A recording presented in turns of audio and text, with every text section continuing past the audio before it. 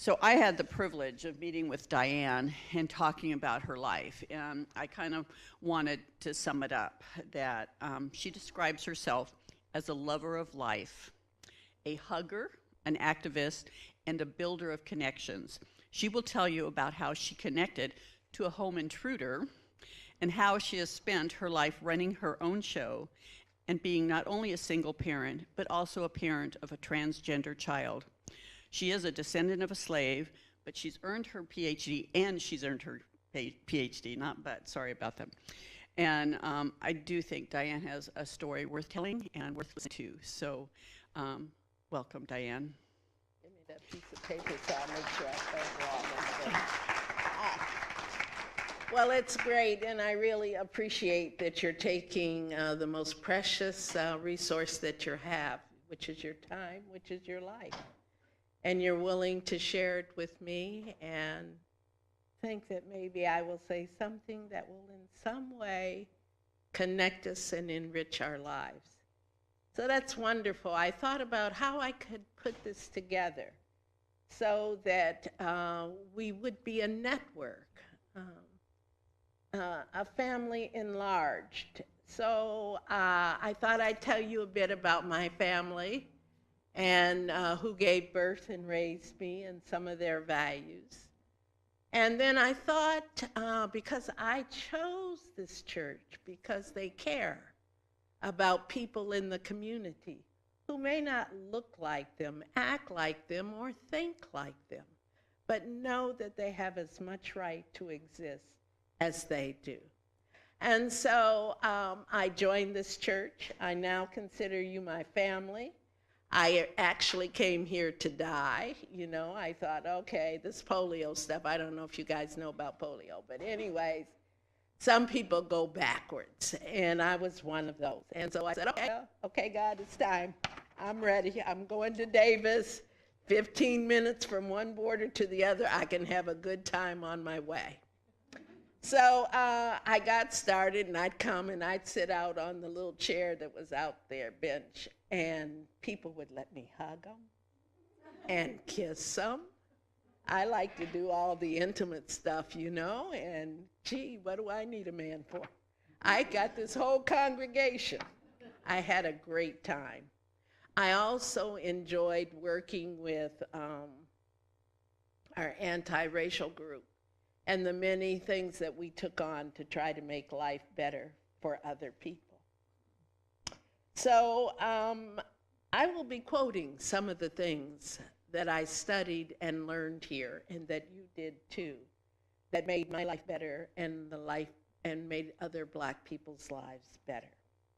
So let me tell you a little bit about my Odyssey. When I was born in Michigan to a teenage mother, and so she decided that maybe it was too early for her to mother. So she allowed me to be adopted by the people across the street. And so that mother, my mother, she was a woman who had a third-grade education. She was from the South, and I was with her about a month, her and my dad, when I got polio. So she had had 13 miscarriages. This was her first living baby. Now, if I cry, I feel so much for my mom. I really feel so much. She is such a good human being. So here I am in the hospital for about 3 months. I'm a quadriplegic at that point. I'm 2 years old. And so, so the doctors say, well, you know, we don't think she's going to sit up again. You know, there's not a lot of hope here. So my mom got me home. She got all the women in the next 2 blocks, and every day they came over, and they moved my body for me in the bathtub, and they kept doing it. And in 3 months, I was walking again, just holding her finger. they wanted to hire her at the hospital, a woman with a third-grade education. She was doing better than all of the people who had been trained for years. So she also was told by the doctors that I should be raised to have a good self-concept. Now, this has terrorized the world since that day. But she said, okay, and she put me in these baby beauty contests. And they were based on who raised the most money. But I thought it was because I was cute. So I grew up thinking, I'm perfect. I'm just fine the way I am. I never thought of not being fine. My mother did all of that. What else did I want you to know about my hero?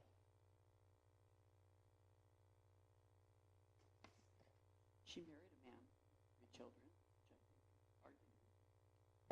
Yes, but at that point they had a mother. So she didn't raise them until they were teens and their mother died. Oh, okay.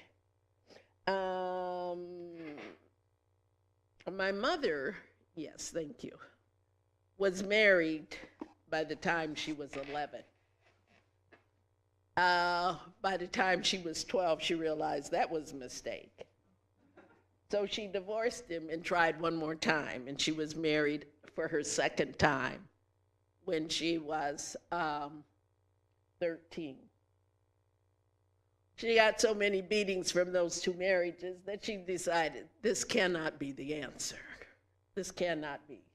So she started working in the kitchens of white women, and she learned how to cook. And she started migrating. She started migrating north. And by the time she got to Michigan, which is where she ended up, she was able to establish 2 restaurants and 1 hotel. A woman with a 3rd-grade education, my hero.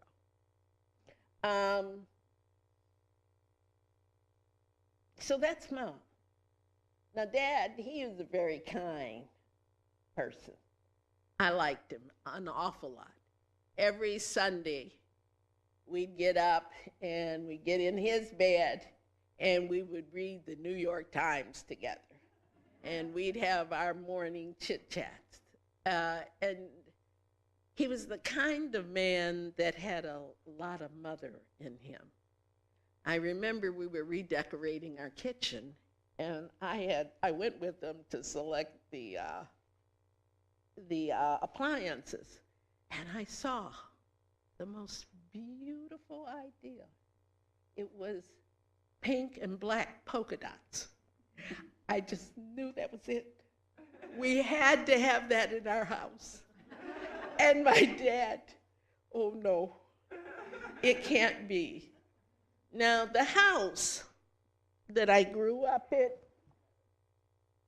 okay,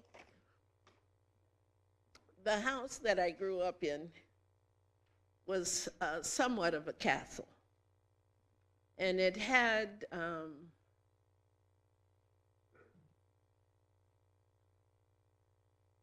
two, I'm forgetting the word, 2 dance floors anyways in it. It was a huge, 17 rooms. My dad was an undertaker. And he needed all that space because he was a very good undertaker, because he had such good connections with the community. My mother cooked breakfast at about, cooked dinner at about 7 o'clock in the morning. And people came to our house all throughout the day to eat. We had an open kitchen. It was how we lived. Oh, I also wanted to say about her before I finish about him, that she would take me and we would just go buy groceries, and she would go to people's houses that needed food. And she just left it there. There wasn't any institution. It was just her realization of what people needed.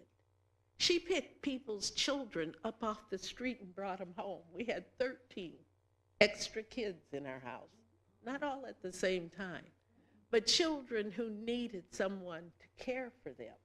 And she cared until the parent could take them back, and then she would return them home. She understood the children belonged to all of us. So I have come to love children too, and I became a therapist for children after I arrived here in Davis, and thinking I came to die. I realized, well, oh yeah, Kate's not here, but Kate, everybody knows Kate Raymond, right? She said, Diane, would you like to be a Sunday school teacher? And I said, I don't think I can do that. No, I don't think that. The kids will probably run in the street, I thought. I can't do this. But she kept asking anyway. So finally, I went to my caregiver. I said, hey, I want to teach Sunday school. Can you come and keep the kids from running out the door? And so those of you who remember him, Malik, he came. And the kids didn't run out of the door. And I fell in love again. And so then I went for a postdoctorate in infant toddler mental health. And I now have my doors open again. I work about 24 hours a day, 4 days a week. And I am in love every day. I am in love every single day. So I had this one mom, I just want to throw this in there, and she had this little cute 2-year-old. And she said, oh, he's a menace to society. What am I going to do? He is so aggressive. I said, well, why don't we try being compassionate? Let us try to understand why he is angry when he is angry and put that into words for him.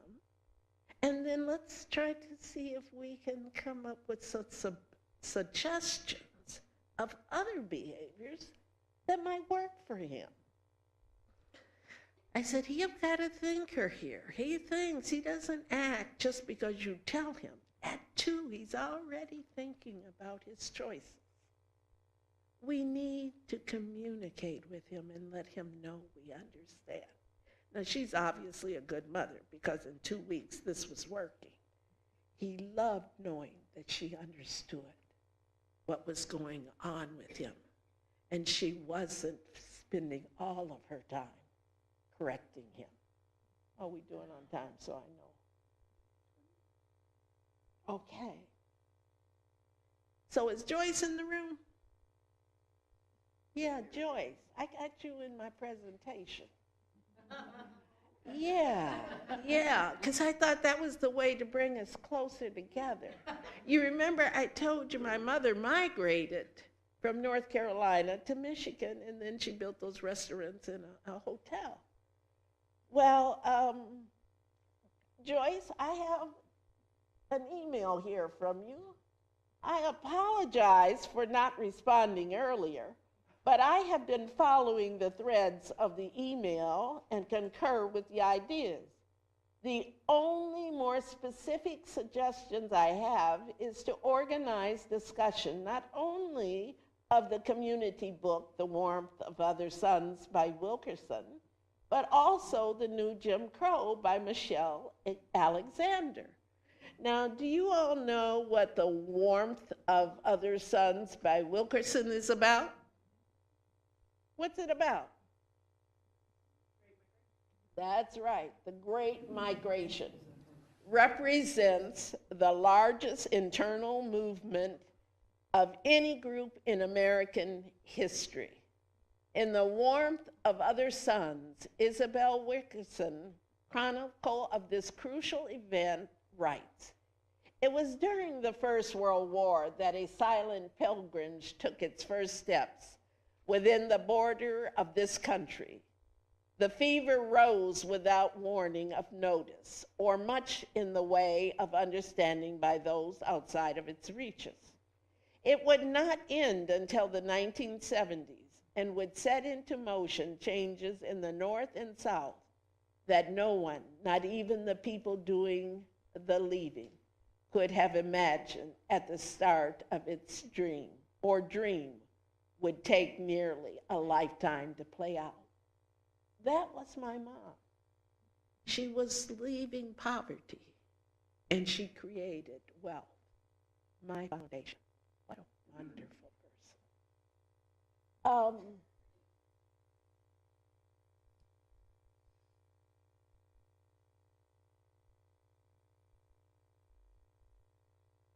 Another thing that we studied, and I want you to know I didn't have this experience when I attended Black churches.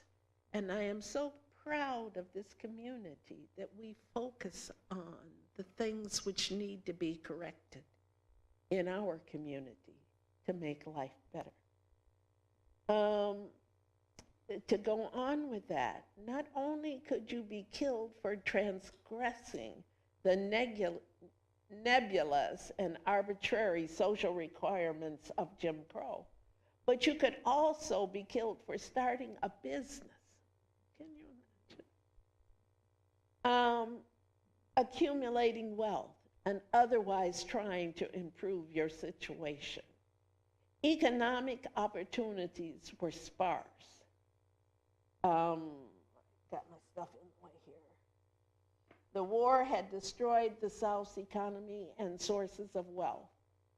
There was little initial investment in the region. Not granted the land that many of them expected, many African Americans ended up working as sharecroppers for white landowners. The landowners often forced these sharecroppers into crippling debt by contracts signed under the threat of violence. So it's this notion that to be here as an African American often meant, if not poverty, death. There was approximately 167 lynchings annually during the period of slavery. And now, the surprising data that I read for 2015, that 1,134 black men were killed, unarmed black men were killed by the police department.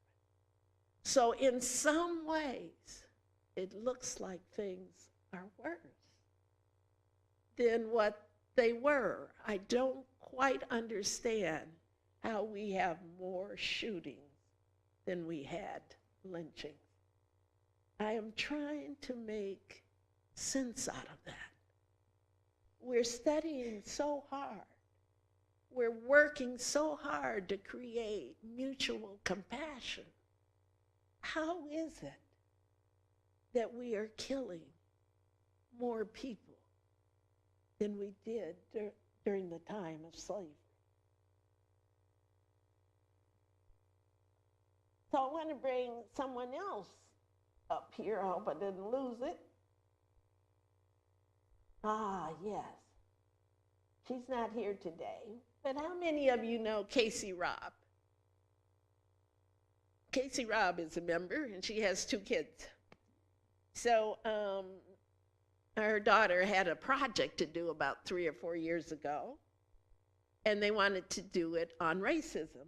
So they called me and I said, well, sure, we can talk about some things. And I didn't want to talk about the typical racism. I said, I want to talk about my polio. Well, I want you to talk about your racist experience. Well, so then I said, let me look up polio. So I looked up polio. Let me share you what I learned.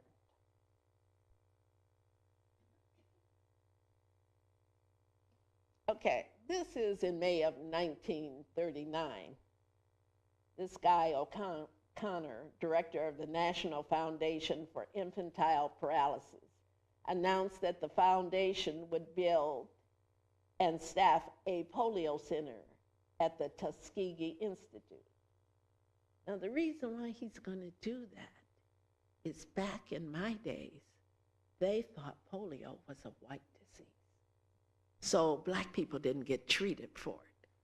So then that explained to me why the white doctor who had taken over for my black doctor thought I had a cold. I still had problems. I couldn't walk, but he thought I had a cold because black people didn't get polio, so he just couldn't think that thought. And it wasn't until my black doctor returned that he said, this child has polio, and, put me in the hospital. Well, so this was going on. The treatment for colored infantile paralysis victims, and it would train Negro doctors and surgeons for the site.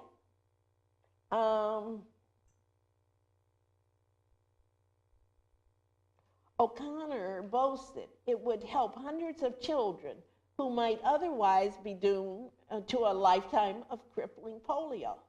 Yet from the outset, the center would only serve and had 36 beds. It was this kind of distortion of reality. You think that you have changed things by creating a center for 36 children. The number of kids who had polio that were African Americans at that time was astounding. But it was thought not to exist because it was a white disease. It's impossible to even understand how such racism can control the brain and the conclusion. It sounds so illogical.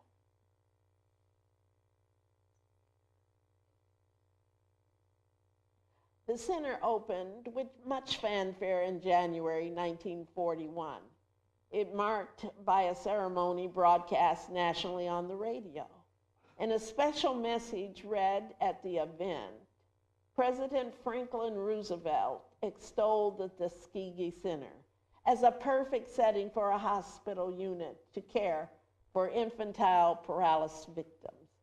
Based in a hospital completely staffed with and directed by competent Negro doctors, neither Roosevelt nor O'Connor hinted at the political calculations that had led to the opening of the center. During the 1930s, the systematic neglect of black polio victims had become publicly visible and politically embarrassing.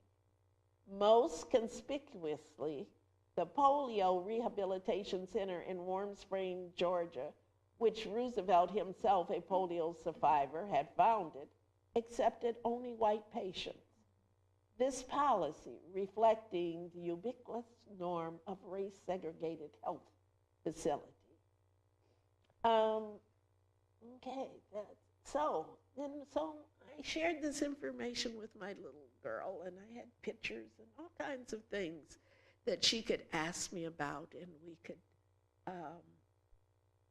dissect together. So she writes me an email, another lovely email. And hi, Diane, it's me, Marcy. I'm happy to inform you that I got an A+ on my project. I was so happy and I couldn't wait to share this wonderful news with you. I hope you are doing well, and I am so glad that you shared your experiences with me. Thanks for all the work you put into it. I'm so proud of you.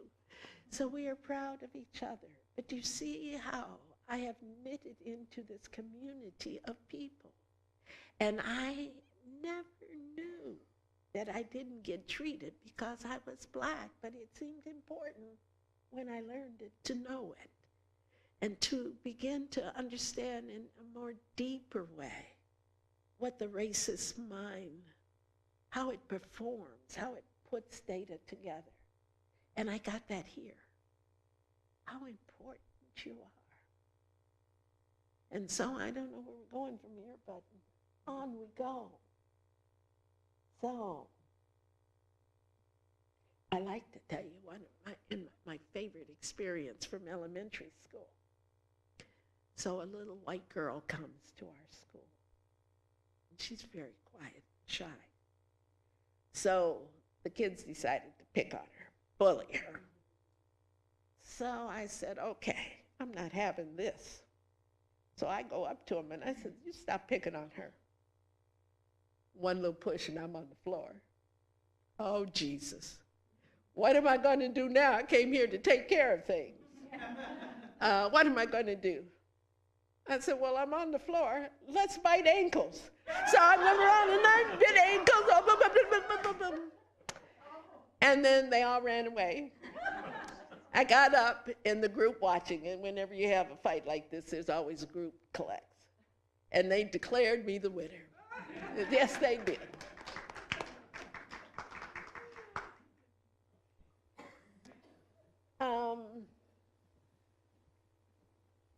I went to a school, a high school, that tracked the children. And you took a test, and it determined whether or not you could go to college or whether you could type on a typewriter, secretarial work, or something like that. And whether you're going to go to jail was the bottom layer, it looked like to me. So it's time to enroll in our classes. So I go sit in the classes for those children who are going to college. And so the teacher comes over and she looks very sad at me and she says, oh, your scores aren't high enough. And I know that this congregation performs very highly, but I didn't. So I look and I think, but my parents have told me since I came in the world that I was going to college. So I tell her, well, that's okay. I'll stay, and because I'm going to college. I mean, you can't get into college unless you take these classes. So I'll stay. And so they didn't quite know what to do. So this went on for a couple of weeks. And finally, you know, I was little then. They just couldn't tell me no.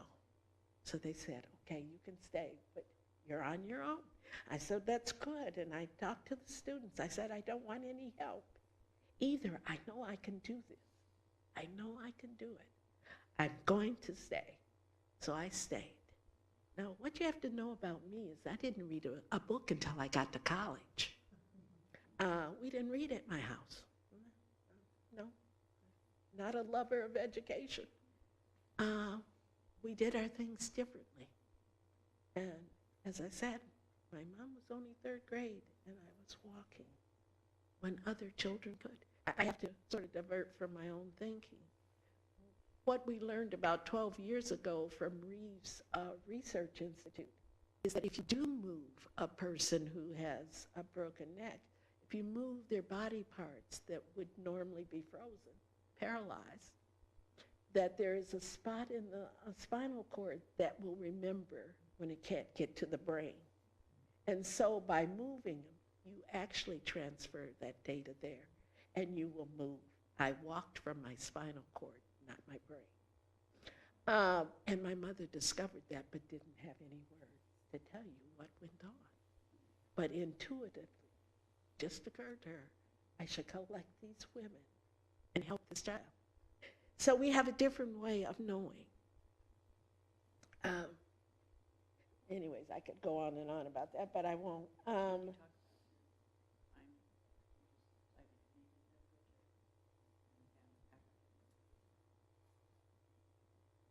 Oh, okay, yes, okay. So, okay, I got 5 minutes. Okay. Well, anyway, so I went on to college. So here, you know, I'm in control of my life. I know that because my parents taught me that as a baby. So I go there, and the teacher, my first English teacher, my whole paper is red. I mean, it's red. What is wrong with this woman? This is my best writing. And she's got it all filled with red. So I march right over to her office. We need to have a consultation here. So I said, what's wrong with this paper? This was what I knew as best English. It was how we talked at home, what my parents corrected me to say. So I didn't know this other way. So at the end of the hour, she says, well, Diane, thanks for dropping in. Please come back. And I said, oh, no, have a seat. She said, well, it's the end of my hour. I said, well, I'm your boss. I'm the one that my tuition pays for you to teach. And I don't understand why all these red marks are on my paper. And you can't go until I do. And so I began to learn, and I put an English book under my bed, and I retaught myself standard English.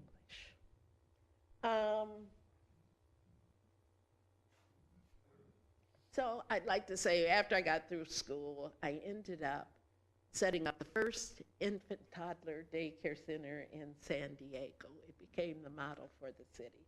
People who wanted to know how to do that often dropped into our center. And for about 12 years, I was a therapist for University of California, San Diego. And during that time, we were working on freeing the last 3 countries in Africa that were still colonized. So I'd like to just read a bit about how it has been described. Now, I've been going to Wikipedia about annually. And at first it was, oh, this group was a mess. They didn't accomplish anything. We went there to free Mandela as well. And it was just a horrible review. And I thought, if white people did this, it wouldn't read like this. You're telling people we didn't do it right. If I had it in Wikipedia, oh. But now they've changed it, and this is what it says. The six-pack, or six-pack, as it's eventually became known, was unlike all of the preceding delegations. It was the first to be held on the continent, an important symbol for progress in the latter 20th century, following a number of new nation states gaining their independence in Africa and the Caribbean in the 1960s. The following June, 200 leaders, activists, and organizers arrived in Tanzania. I was with them. Hosted by Africanists and the Tanzanian President Julius Nyerere. Cortland Cox served as the Secretary General. The immediate objectives of the Congress were to discuss how to end economic exploitation and dependency, the fulfillment of potential of political independence, and most importantly, to build international support for the struggle in Southern Africa. The Sixth Pan-African Congress was successful in creating people-to-people ties and aligning figures from the independent African nations and across the diaspora to come together. As Cox stated in his closing remarks to the delegation, I believe this Congress has clearly advocated new imperatives, an end to neocolonialism and imperialism, and the revolutionary social transformation of African societies and communities.